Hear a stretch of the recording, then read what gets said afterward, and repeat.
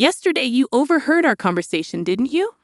My eldest son and his wife are returning home for the birth of their child, so I need you to relocate your belongings to the yard. Excuse me, but you can't have kids, and you don't assist with my son's work. The least you could do is clear some space. Besides, I'm paying $10,000 in rent, and this situation is becoming tiresome to manage. I've been living with my mother-in-law, but now she wants me out because my brother-in-law and his wife are returning. With my mother-in-law, brother-in-law, his wife, and my husband all in the house, it's becoming too crowded. I've been trying to keep things running smoothly, but it's turning into a hassle. I'm done pondering about it. All right, I'll leave, but I can't just leave my belongings in the yard. I'll come back later to collect them. You're leaving? Thank you, that's a big help. Ignoring my mother-in-law's protests, I began packing my things and left the house within moments. 7 seconds after stepping out, I reached for my phone and dialed a junk removal service. Once I stopped contemplating, nothing could hinder my actions. I'm Linda, a 40-year-old ed consultant. My husband, Mark, also 40, manages 3 restaurants as a sole proprietor. Despite assumptions due to our age, we're newlyweds. Both workaholics, we tied the knot later in life. Marriage seemed unlikely for me until a chance encounter at a bar altered my perspective. As a regular at Mark's restaurant, we struck up conversations. Over time, our relationship evolved, and we began dating. 2 years later, we married. Moving into Mark's spacious house, which he shared with his 70-year-old mother, seemed practical at first. But living with my mother-in-law soon proved challenging, prompting regrets over my hasty acceptance. Inquiring about the necessity of such a large house, my husband revealed hopes of his older brother returning one day. Consequently, we rented a bigger house, though perhaps too large for our needs. Well, I got married and you came, so I guess it all worked out, I said as my husband unpacked my books, arranging them neatly on the shelf. With a smile, he shared stories about his brother Daniel, who seemed to drift from job to job. Despite Daniel's uncertain path, my husband harbored no ill will towards him. Don't talk about that kid. What if he really comes back? My mother-in-law's voice interrupted, appearing at the doorway, casting a shadow over what would soon be my office. It was evident she held a dim view of him, unlike my husband. It was understandable for a mother to harbor reservations about her eldest son's lack of responsibility. However, I couldn't shake the worry that someday my husband and mother-in-law might clash over Daniel. I'm not too fond of you either, Mom. Come on, we're going to live together now, so stop saying things like that. I intervened, hoping to diffuse any tension. She walked away with a soft padding sound of her slippers. I'm sorry. I'll talk to her, my husband offered. It's okay. I got a similar talk when we met for the wedding. I'll work on building a relationship with your mother as we live together, I assure him, placing a book on the shelf from his paused hands. It seemed my age, 40, was a sore point for my mother-in-law. While not impossible to have children at this age, it presented challenges. Daniel, Mark's elder brother, unmarried and childless, added to her disappointment. In her eyes, I failed to fulfill the traditional wife role, much like Daniel as the eldest son. Despite her initial coldness, our married life began. Her indifference towards me became apparent, but I resolved to build a relationship over time.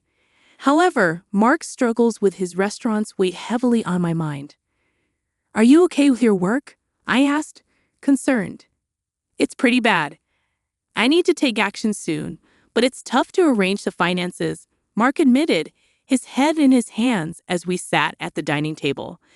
I abandoned the dishes to sit beside him, listening intently. As he expressed his worries, it became clear that our financial situation was dire. With prices soaring and expenses mounting, closure loomed over another store. You're Mark's wife, but you don't help out at the store. You just do your own job. Can you really say you're fulfilling your role as a wife? My mother-in-law's voice cut through the air from the living room, overhearing our conversation. I pondered what was going through her mind, but she had her own unique perspective. Mark had been navigating the restaurant business for nearly a decade, overcoming numerous obstacles along the way. I had faith that he would overcome this latest challenge as well. However, my harsh words pierced through the air. You, his wife, shouldn't be making that face. Are you trying to feed into his anxiety and make him fail? What a terrible wife. Her voice dripped with spite and venom, while her words stung. I couldn't deny that there was some truth to them. Instead of letting her words discourage me, I chose to take them as motivation to support Mark even more fervently. Flashing a reassuring smile at my worried husband, I resolved to stand by him through thick and thin. A year later, as my mother-in-law had predicted, Mark managed to turn the situation around and avoid closing another store. "See, I told you," I said triumphantly, hoping to prove my worth to my mother-in-law. However, her response was far from supportive. "A stupid wife who can't even trust her husband. Don't drag Mark down." Her words cut deep, but I tried to brush them off, considering it a small victory that Mark's business was thriving. But just when I thought things were balancing out, I received shocking news. Rumors of Mark's affair. My heart sank as I struggled to comprehend what was happening. How could he betray our marriage like this? As I grappled with this devastating revelation, Daniel, Mark's brother, called for him. It seemed Daniel's girlfriend was pregnant, and they were facing financial struggles. They asked if they could move in with us and work at Mark's restaurant. While I mulled over how to confront Mark about the affair, my mother-in-law swooped in, discussing Daniel's situation with him as if I weren't even there. It was a strange turn of events. She used to criticize Daniel for not living up to his responsibilities, yet now she was advocating for him, all for the sake of a grandchild. I couldn't shake the feeling of unease as I watched Mark's troubled expression. It seemed he couldn't refuse his mother's request, even if it meant inviting more complications into our already tumultuous lives. I had hoped that Mark would stand up to his mother, but it seemed like wishful thinking. He kept glancing at me, likely concerned about my reaction. With the worsening relationship with my mother-in-law, Mark's affair, and now the prospect of living with Daniel and his family, the problems kept piling up. Overwhelmed and not knowing where to start, I decided to abandon my thoughts for the day and just go to sleep. The next day, being a holiday, and likely due to extreme mental fatigue, I slept in until late morning. With Mark at work, it was just my mother-in-law and me at home. Dreading what she might say about my late rising, I reluctantly headed to the living room. "You sure slept in. Must be nice to have such leisure," she said, surpassing my expectations. Then she brought up the conversation Mark and I had the day before. "Daniel and his wife are coming back for a maternity leave visit, so move your stuff out to the yard," she said bluntly. I was still groggy from sleep, wondering if she meant for me to live in the yard or to leave the house altogether. "You can't have kids anyway, and you don't help with Mark's work, so you should at least make room for Daniel and his family. We have 2 spare rooms left, so if you leave and your office is free, we can have a bedroom and a nursery for Daniel's family, and a storage room for their stuff. Don't you think the room count and usage are just perfect?" It became clear that she was indeed telling me to leave. Realizing that my mother-in-law now saw no reason for me to be in the house as a wife, since she could see her grandchild, and considering the hefty rent I was paying, I was too tired to deal with it all. Silent with my mother-in-law, the only sound in the living room was the ticking of the clock. "Okay, time to leave," I finally said, having rested my mind. "I've decided it's too much trouble to worry about what happens to Mark, my mother-in-law, Daniel's family, and their future." I chose to leave the house. Without waiting for a response, I started packing my things and left the house. 7 seconds after stepping out the door, I took out my phone and called a junk removal service. My decision, made after stopping my overthinking, couldn't be stopped by anyone. Having left the house, I decided to stay at a hotel for the time being. I had called a junk removal service, but they needed some time to prepare. This worked out as it gave me a chance to clear my head and plan my next move. After leaving, I wanted some time to myself. 2 weeks later, I rented an apartment and started living alone. I hadn't heard from Mark since then. He probably assumed I'd eventually come back. The thought of Mark taking the situation lightly infuriated me. However, today was different. It was the day after his restaurant's day off, and I expected a call from Mark when he visited the restaurant for lunch prep. "Hey, what's going on here? The restaurant is completely empty," Mark exclaimed over the phone. Just as I thought, I chuckled. "Mark, I could explain over the phone, but it would be more efficient if your mom was there too. I'm heading to the house now. Can you come back? You could open the restaurant anyway, right?" Unable to contain my amusement at Mark's reaction, I hung up and started getting ready to leave. Upon arriving at the house, my mother-in-law immediately started yelling at me. It seemed Mark had only explained half of the situation. An unfamiliar couple was in the living room, apparently Daniel and his wife. They looked confused and anxious, not fully understanding the situation or my mother-in-law's extreme anger. "Why would you do such a thing? The restaurant can't operate now," my mother-in-law scolded. "It's my restaurant, so there shouldn't be a problem with me starting the closing process or having the items I bought disposed of by a junk removal service, right?" I countered. "Huh? Your restaurant? What are you talking about? Why don't you explain, Mark? You haven't told your mom, have you?" my mother-in-law questioned. Mark began to explain, looking uncomfortable. Seeing that we were getting nowhere, I decided to clarify. Before turning 40, I was single and working in ad consulting. We didn't have a wedding ceremony, nor did we buy a new house after getting married, so I had saved up quite a bit of money. I lent Mark $200,000 to help turn around his struggling second restaurant branch. $200,000? But you can't just hand over such a large amount of money to your spouse, right? My mother-in-law interjected. "That's why I decided to buy the rights to the second branch and become its owner," I explained. I left most of the management to Mark, so there wasn't much for me to do as the owner. The only change was that Mark shifted his focus from the main branch to the second one for its recovery when Mark's restaurant was in crisis. I felt it was imperative to show my support alongside Mark. It was when my mother-in-law scolded me for not displaying enough trust in my husband that I made the decision to back Mark wholeheartedly. My form of support came in the form of the money I had saved during my single years. "Mark, is this true?" my mother-in-law asked, her tone tinged with disbelief. "Yeah, it's true," Mark confirmed. "She said it was okay if I failed and wasted the $200,000. She gave me the money, but since it was such a large amount, if it was going to fail anyway, she suggested becoming the owner. The plan was to pay back the borrowed $200,000 from the restaurant's earnings, but it was simpler for Linda to become the owner and have the restaurant's income go directly to her. It also meant that she could decide whether to close the restaurant or not. That's a lie. Can something like that really happen? My mother-in-law exclaimed. Understanding her skepticism, I decided to provide some evidence. I spread documents like the business license transfer of rights agreement and lease agreement on the table, proving that I was the owner of the restaurant. My mother-in-law's face turned red as she confirmed my name on those documents. Why didn't you say anything about this? You always talked about how you believed in Mark and how the restaurant was recovering, right? She demanded. Even before we got married, you always encouraged Mark like that. He felt pressured by your words but tried to live up to your expectations.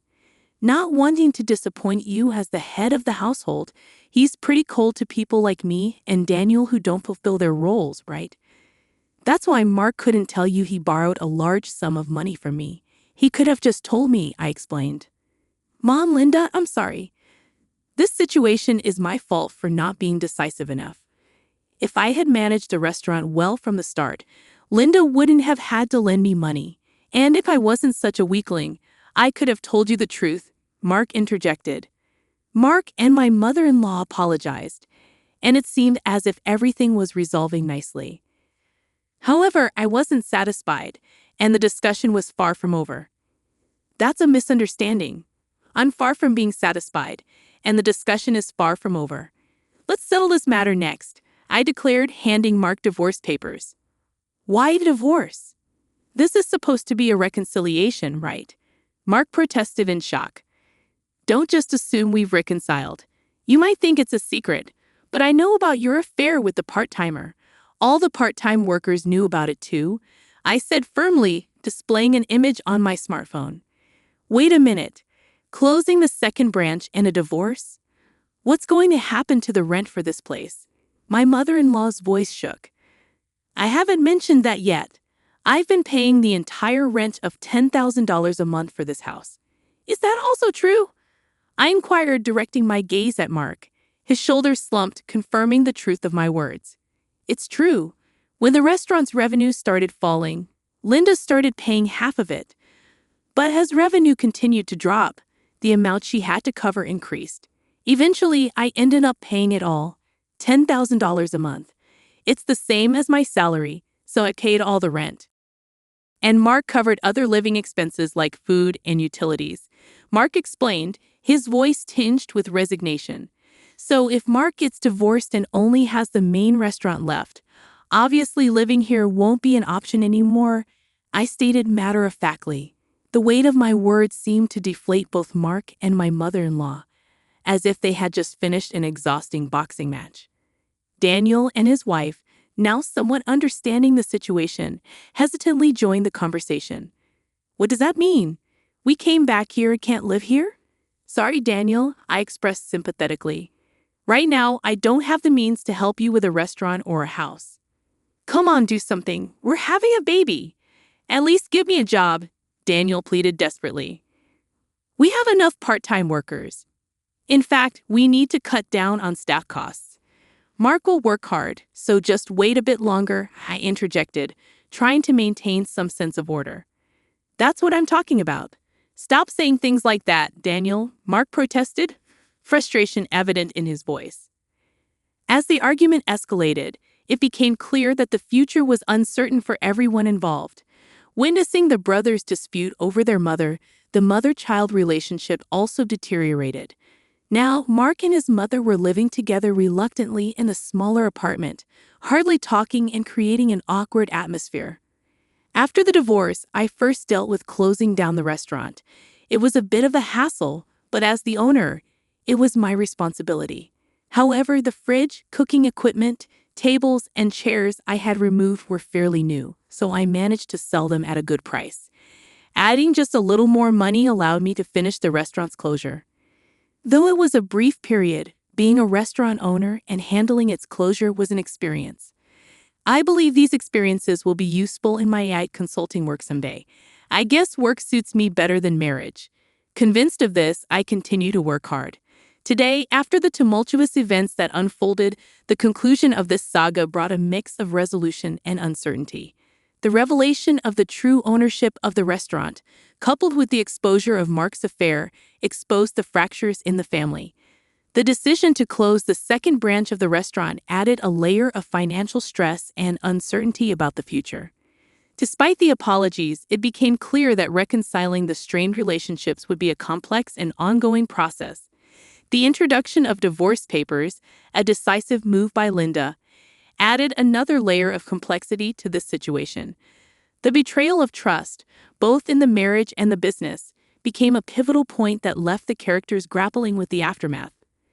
As the fallout extended to Daniel and his family, the once close ties between the brothers strained, revealing the fragility of familial bonds under pressure. The uncertainty about living arrangements and financial stability left everyone involved facing an uncertain future. The emotional toll of the conflicts was palpable, as seen in the strained relationships and the awkward atmosphere that settled over the characters. In the end, the story leaves us with a sense of closure regarding the restaurant's closure and Linda's decision to end her marriage. However, it also leaves many questions unanswered about the characters' futures and whether they can rebuild their lives and relationships after the storm that shook the foundations of their family. The resolution, while bringing some clarity, marks the beginning of a new chapter for each character as they navigate the aftermath of the choices made and the consequences faced.